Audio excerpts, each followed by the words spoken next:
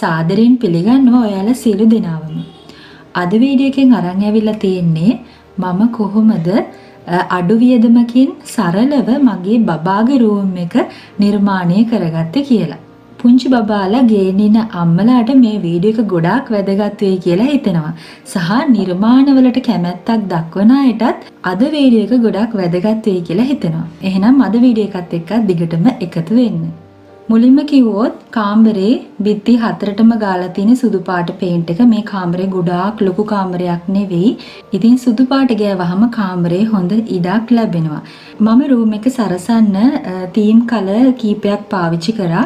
ලා රෝස පාට, ලා නිල් පාට, කොළ පාට සහ කහ පාට කියන වර්ණයන් පාවිච්චි කරා. ඉතින් මේ වර්ණ ටික යොදාගෙන වැඩිපුර රෝස පාය හයිලයිට් වෙන්න යොදාගත්තා. මොකද මට ඉන්නේ දුවෙක්. ඉතින් ඒ නිසා චුට්ටක් වැඩිපුර යොදාගත්තා රෝස පාට. මම ඒවට භාවිතා කරන වර්ණවල නම් තියෙනවා. මට එහෙම නම් කියන්නන් දන්නේ නැහැ. ඉතින් ඒකයි මම ලා වර්ණ කියලා කිව්වේ. මේවට මම යොදාගත්තේ පාට හාප් ෂීට් කොළ. පාට හාප් ෂීට් වලින් තමයි රූම් එකේ නිර්මාණ හැමදේම කළේ. ගොඩාක් නිර්මාණ කරලා නැහැ. නිර්මාණ කීපෙයි මම යොදාගත්තේ. මට හිතුණා ගොඩාක්කින් කාමරය සැරසුවාමත් ඒකත් චාම් බවට හානි වෙන්න පුළුවන් කියලා. අම්මටයි බබාටයි දෙන්නට මනසට නිදහසක් ලැබෙන්න ඕනේ කියලා හිතලා තමයි මම ඒ විදිහට චාම නිර්මාණය කරන්න හිතුවේ. පස්සේ බබා ලොකු වෙනකොට එයාට අවශ්‍ය කරන තවත් නිර්මාණ, ඒ කියන්නේ එයාට දැනුමට යමක් ලැබෙන නිර්මාණ ඔය ඉදිරියට එකතු කරන්න මම බලාපොරොත්තු ඉන්නවා. එහෙනම් අපි බලමු මොනවද එකින් එක මම එකතු කරගෙන තියෙන නිර්මාණ කියලා. මෙතන තියෙනවා එක බිත්තියක මම සමනල්ලු පාට හාප් ෂීට් වලින් හදලා රෝස පාට සහ ලා කොළ පාට යොදාගෙන තියෙනවා. ඒකෙදි ලොකු සමනලයක් ඉඳලා පුංචි සමනලයා දක්වා එක පේලියට ඒක අර සමනලු රෑනක් වෙන විදිහට වගේ නිර්මාණය කරගත්ත. මේ සමනලු හදන විදිය YouTube එකේ ඔයාලට හොයාගන්න පුළුවන්. මේ විදිහට විතරක් නෙවෙයි තව සමනලු හදන විවිධ ක්‍රම තියෙනවා. ඉතින් ඒ විදිහට එක ක්‍රමයකින් තමයි මම මේ විදිහට සමනලු රෑනක් බිත්තියට එකතු කරගත්තේ. ඉතින් ඇඳ උඩින්ම මෙන්න මේ ලස්සන රූප තුන එකතු කරගත්තා.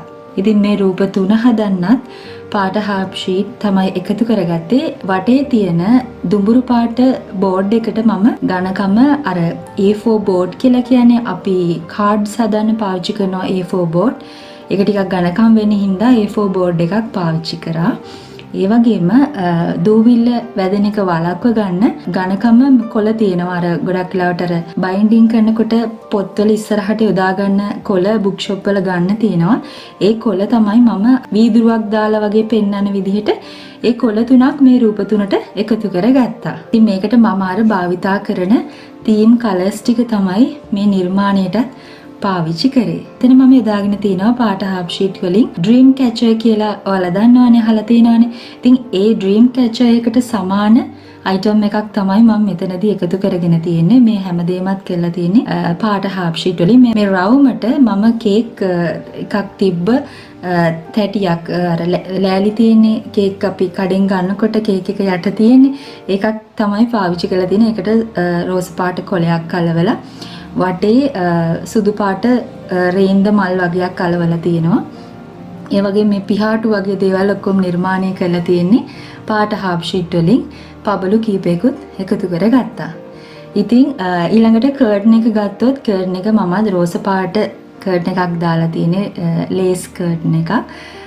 ඉතින් මේ වගේ ලේස් කර්ටන් එකක් පාවිච්චි කරේ හොඳින් මේ ජනේලේ පොඩි ජනේලයක් තියෙන. ඉතින් ආලෝකය හොඳින් කාමරයට ලැබෙන්න ලේස් කර්ටන් එකක් පාවිච්චි කරා. ඊළඟට කර්ටන් එක එහා පැත්තේ නැවතත් සමනලු සහ මල් පාට හාප් ෂීට් වලින් එකතු කරගෙන තියෙනවා. මේ තියෙන්නේ බබාව තියන ඇඳ. ඉතින් ඇඳටත් ලස්සන රෝස් පාටකින් බෙඩ් ෂීට් එකක් එකතු කරගත්තා. ඒ වගේම බබා වෙනුවෙන් පාවිච්චි කරන්න වෙනම කොට්ට තියෙනවා. ඊළඟට මේ තියෙන්නේ බබාගේ ඇඳුම් දාන්න අරන් තියෙන කබඩ් එක. ඒ කබඩ් එක මේ වගේ ලොකු කබඩ් එකක් කරගත්තේ අනාගතය ගැන හිතලා. මොකද බබා එන්නෙන් ලොකු වෙනකොට එයාට අවශ්‍ය කරන දේවල් ප්‍රමාණ වැඩි වෙනවා. ඉතින් එයාට ලොකු වුණාමත් පාවිච්චි කරන්න පුළුවන් විදිහට එකපාර ලොකු කබඩ් එකක් අපි අරගන්න හිතුවා. ඒ දැනට මේකෙදි බබාගේ පොඩි කාලේ අවශ්‍ය ඇඳුම්, ඒ වගේම ක්‍රීම්, ඒ දේවල් තමයි දාලා තියෙන්නේ. ඊළඟට කාමරේ මේසයක් තියෙනවා. ටේබල් එකට ලස්සන රෙද්දක් එකතු කරගෙන තියෙනවා. ඒ වගේ මේකට ඉටි කොලයක් දාලා තියෙන්නේ. මේසේ උඩ රෝස් පාට කූඩයක් තියෙනවා. ඒ කූඩේ මම අරගත්තේ බබාව වොෂ් කරනකොට එයාට නිතර ඕන කරන ෂැම්පූ, ලෝෂන් වගේ දේවල් වොෂ් දාන්න යනකොට අරගෙන යන්න ලේසියිනේ. ඉතින් ඒ වගේ දේවල් වල නිතරම බබාට ඕන කරන දේවල් ටික දාලා තියන්න තමයි මම මේ කූඩේ පාවිච්චි කරන්න හිතුවේ. ඒ වගේම ටේබල් එක උඩ තියන්න පුළුවන් පොඩි කබඩ්ස් දෙකක් මම අරගන්න හිතුවා. ඒකෙන් රෝස පාට එක මම බබාගේ දේවල් දාන්න පාවිච්චි කරන්න හිතුවා. ඒ වගේම කහ පාට එක මගේ අවශ්‍ය දේවල් දාන්න හිතුවා.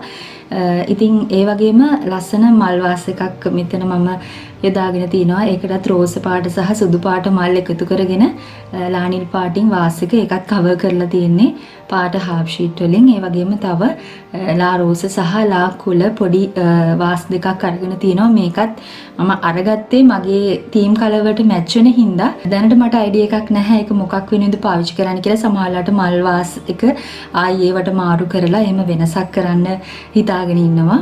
ඒ වගේම තව අවශ්‍ය බබාගේ අවශ්‍ය දේවල් ඒ වගේ දාලා තියන්න පුළුවන්. මගේ කලර්ස් වලට ගැලපෙන හින්දා තමයි මම මේ දෙක එකතු කරගත්තේ. ඒ වගේම පුංචි බෙයා කෙනෙකුත් මම මේ සඳහා යොදාගත්තා. ඉඩක් ලැබෙන හැම වෙලාවකදීම මම බොහොම සතුටින් මේ නිර්මාණවල යෙදුණා. ඉතින් බබාගේ රූම් එක සරස ගන්න තමන්ගේ අතින්ම නිර්මාණ කරන්න පුළුවන් නම් ඒක ලොකු දෙයක්. මොකද ඒ දේවල් දකිද්දී ගොඩාක් සතුටක් දැනෙනවා. ඉතින් අපිට පුළුවන් අපේ ප්‍රෙග්නන්ට් කාලය ගත කරද්දී මේ වගේ නිර්මාණ කරන්න. එතකොට අර මනසට සැහැල්ලුවක් ගෙනවා, සතුටින් ඉන්න පුළුවන්. ඉතින් ඒ කාලේ ඔයාලට ඉඩ ලැබෙන හැම වෙලාවකදීම මේ දේවල් වලිනුත් සතුටක් ලබන්න පුළුවන්. ඔයගේ සරලව තමයි මගේ බබාගේ රූම් එක මම නිර්මාණය කරගත්තේ. ඉතින් මේ වීඩියෝ එක දැම්මේ බබාලගේ රූම් නිර්මාණය කරන්න බලාපොරොත්තුෙන් ඉන්න අයට අදහසක් ගන්න හිතාගෙන. ඉතින් සමහරු කැමති ඉතින් චාම් මේ වගේ සරලව නිර්මාණය කරන්න. ඉතින් ඒ වෙනුවෙන් තමයි අද වීඩියෝ එක මම අරගෙන ආවේ. එහෙනම් තවත් අලුත් වීඩියෝ එකකින් හමු වෙන්නම්. ඔයාලා සියලු දෙනාටම සුබ දවසක්.